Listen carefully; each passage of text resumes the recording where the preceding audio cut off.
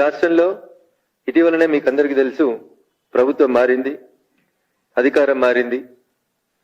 TPCC president గా ఉన్నప్పుడు రేవంత్ రెడ్డి గారు అమిత్ షా గారికి, భారత ప్రభుత్వానికి పలు దఫాలుగా విజ్ఞప్తులు చేసింది. ఏమని? కాళేశ్వరం మీద విచారణ సిబిఐ చేత చేపిస్తే బాగుంటుంది, ఎందుకంటే దీని లోపల అనేక సంస్థలు ఇన్వాల్వ్ అయినాయి.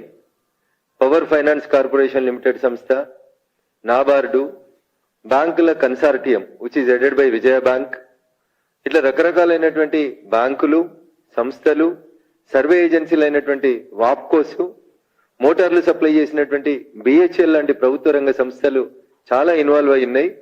ఇదొక పెద్ద స్థాయి లోపల జరిగినటువంటి కుంభకోణం. కాబట్టి దీని మీద సిబిఐ విచారణ జరిపించాలని చెప్పి నాటి టీపీసీసీ ప్రెసిడెంట్, ప్రస్తుత గౌరవ ముఖ్యమంత్రి యనమల రేవంత్ రెడ్డి గారు భారత ప్రభుత్వానికి లేఖ రాసినాం. అమిత్ షా గారు చర్య తీసుకుంటలేరు, మోడీ గారు చర్య తీసుకుంటలేరు, కాబట్టి బీజేపీ బీఆర్ఎస్ ఒకటి అని చెప్పి ఎన్నికలప్పుడు బాగా ప్రచారం చేసి ఒక పర్సెప్షన్ డెవలప్ చేసి అధికారంలోకి వచ్చిండ్రు మిత్రులు రేవంత్ రెడ్డి గారు. అధికారంలోకి వచ్చిన తర్వాత కథ ఉల్టా తిప్పి ఉల్టా చోరు కొత్వాల్డా అంటే అన్న రీతి లోపల ఈ ఇన్వెస్టిగేషన్ ని, ఈ కాళేశ్వరం కథని కాంగ్రెస్ పార్టీ కంచికి చేర్చాలనుకుంటుంది.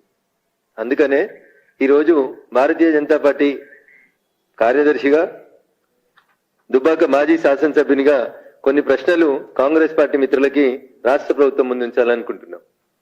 మేడిగడ్డలో పిల్లర్ గుంగింది, పేపర్లన్నీ రాసినాయి, తెల్లారే సెంట్రల్ ఏజెన్సీస్ వచ్చి ఇన్వెస్టిగేషన్ చేసినాయి.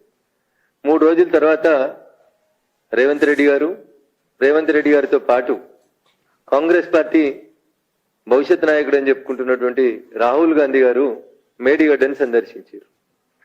మేడిగడ్డను సందర్శించిన రోజు రాహుల్ గాంధీ గారు రేవంత్ రెడ్డి గారిని పక్కన పెట్టుకొని ఆ మేడిగడ్డ అనేటువంటి రిజర్వాయర్ మీద నిలబడి వారు మాట్లాడిన మాట, కేసీఆర్ అంటే కాళేశ్వరం కరప్షన్ రావు అని చెప్పి మాట్లాడినారు. ఇది నేను చెప్తున్న కవిత్వం కాదు, రేవంత్ రెడ్డి గారు చెప్పిన కవిత్వం. వారి నాయకుడు గౌరవనీయులు రాహుల్ గాంధీ గారు మేడిగడ్డ అనేటువంటి కట్ట మీద నిలబడి మాట్లాడినటువంటి మాట, కేసీఆర్ అంటే కాళేశ్వరం కరప్షన్ రావు అని చెప్పారు. ఇదే రాహుల్ గాంధీ గారు అదే మేడిగడ్డ దగ్గర మీడియా మిత్రులతో మాట్లాడుతూ ఏం చెప్పిందంటే, ఇదే పేపర్లో రిపోర్ట్ అయినటువంటి వార్తనే చదువుతున్నా, ఇది నా సొంత కవిత్వం కాదు. ఆ రోజు వారు ఏం చెప్పిందంటే, కాళేశ్వరం ప్రాజెక్టు పేరుతో కేసీఆర్ 1,00,000 కోట్లు దోచుకున్నారని, తాము అధికారంలోకి వస్తే ఆ సొమ్మును వసూలు చేసి ప్రజల బ్యాంకు ఖాతాల్లో జమ చేస్తామని చెప్పి రాహుల్ గాంధీ స్పష్టం చేశారు.